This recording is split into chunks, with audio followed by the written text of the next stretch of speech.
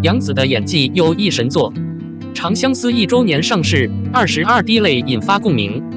最近，《长相思》迎来了1周年纪念日。在这部电视剧中，杨紫饰演的女主角曾22次落泪，引发了众多观众的关注和感慨。从东方哲学的角度来看这个问题，我们可以得到一些启示。首先，东方哲学注重个人内心修养和精神追求。杨紫在《长相思》中展现的跌宕起伏的情感世界，深深打动了观众的心，也体现了她对人物的深刻把握和高超的表现力。作为一名演员，只有通过不断的自我修养和自我提升，才能在表演上达到更高的境界。其次，东方哲学也强调人与自然的和谐共处。在《长相思》中，杨紫饰演的角色所面临的情感困境，也折射出人在情感世界中的辛酸与无奈。就像大自然中的河流一样，情感体验也是人生必经的一道风景，需要我们冷静面对，认真去体会。最后，东方哲学还强调人与社会的共存之道。在《长相思》中，杨紫饰演的女主所展现出的坚强与果敢，不仅在情感上令人敬佩，更是社会上每个人都需要不断追求的精神品质。只有不断完善自己，努力奋斗，才能在人生的舞台上取得更多的成就和成功。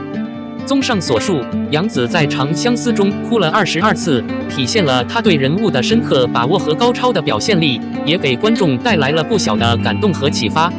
从东方哲学的角度来看这个问题，我们可以从个人内心修养、人与自然和谐相处、人与社会的相处之道等方面做出更深层次的解读。长相思开启1周年福利，角色号开通，杨紫新造型温柔端庄。今年值得期待的古装剧有很多，尤其是几部顶流之作。杨紫和张婉怡主演的《长相思》是一部很有前途的作品。近日，《长相思》迎来1周年，粉丝官博送福利。官方这次有几个福利，第一个就是1周年总结特辑，时长1分半钟的动态视频。有一些新的镜头和图片，带大家走进《长相思》的幕后拍摄。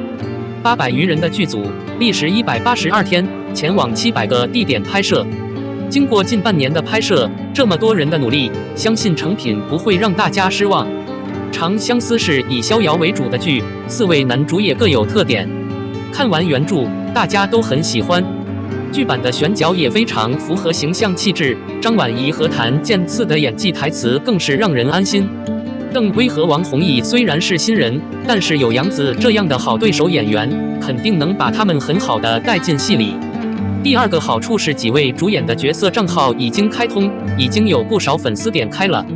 节目播出时，这些人物账号会发出一些宣传资料，互动会很有趣。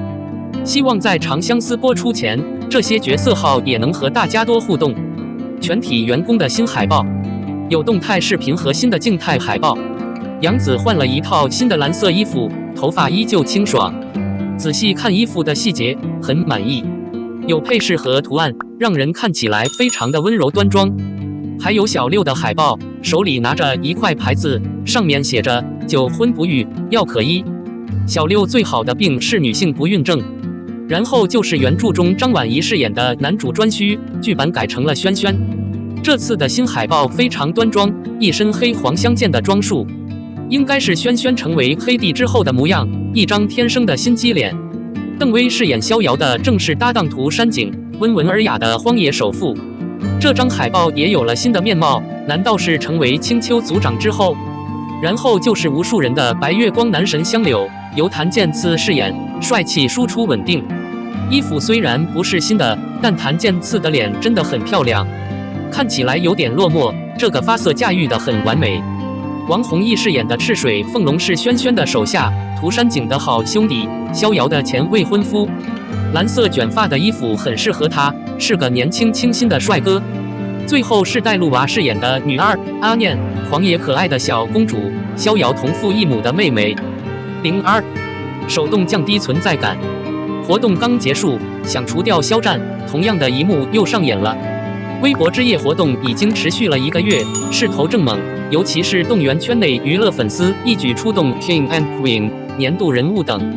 投票开始，不过和真人版完全不一样，不能说一模一样，也完全没有关系。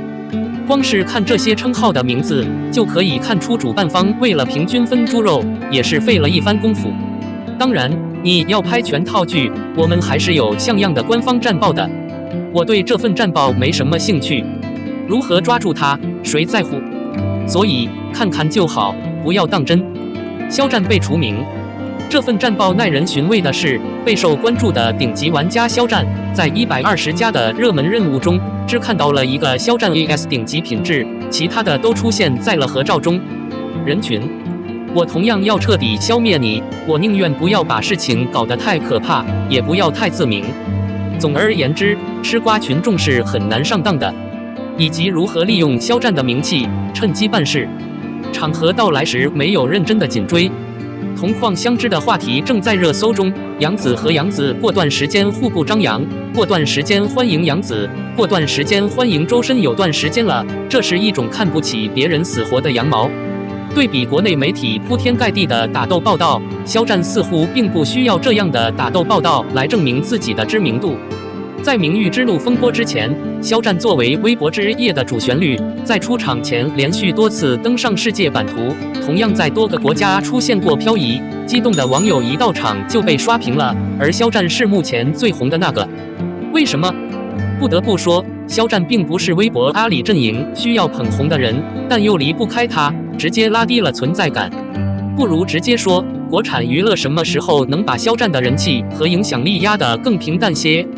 在舞台上挖个口子来表彰还好，不过现在是时候把它藏起来了，一按就完事了。突然间，类似的场景不断被组织起来。想回到肖战参加米兰时装周的时候，一时间不少网友都有些摸不着头脑。肖战的火爆，首先是在国外，着实引起了很多人的注意，甚至是从来没有关注过肖战的人。他们问为什么土生土长的娱乐活动要抹杀肖战的恶名？此外，影响，更何况很多不理解肖战以往经历的人，感觉不到这种能量被扼杀在什么地方，甚至认为这是粉丝自我放大和幸灾乐祸的表现。看，他就在这里。肖战米兰之行和微博之夜是一对，时间跨度不到1个月，凭直觉就可以看出压抑的强度和压抑的冲击所暗示的东西。目前的核心是减少肖战的存在感。这就是我们内心娱乐的可怕之处。众所周知，闭嘴和误导，觉得把大臂藏起来就能让全社会承认捆绑的无可挑剔的烂币，不要过度娱乐。作为3年后内娱举办的最盛大的一次盛会，引来无数关注，也夹杂着不饶人的声音。其中更多的是质疑协调人所设立的这些荣誉的含金量和权威性。不过据吃瓜群众反映，工匠本人似乎并不热衷于这笔补助金本身。比如火热的85花之间的网罗，这几天已经考过了。难道说现在还有人担心自己获得的是什么资助？答复是没有。对于战无缘今年的微博统治者代表人气奖，经过长时间的围观，推动此事的肖战粉丝似乎并没有想象中那么受压。这样的结果不仅是意料之中的，也是明智的。总而言之，他连续2年赢得了这项解决名气的补助金。为调整指南修正案，协调人还特地找来了在民间格外有名的胡歌和刘亦菲来转达这份荣誉，同样是一丝不苟。大家都说是为了增加荣誉的含金量，但实际上却降低了球迷们的整体话语权。无论是重新设计还是更新，最后的翻译权在游戏规则制定者那里占有一席之地。说白了，这还是白峰山列，一个人追逐不准。洞太大了，巨大的空洞感一下子就让别人的兴趣下降。此外，这个洞太大了，协调员无法保持下去。肖战粉丝开场前排练，现场粉丝素质高到内娱都快撑不住了处理他。有网友吐槽，好像朝群里扔石头都能砸到 Peter or Spilly。数字上升获得的免费门票以及遍布内场的红灯，足以塑造一片红色的海洋。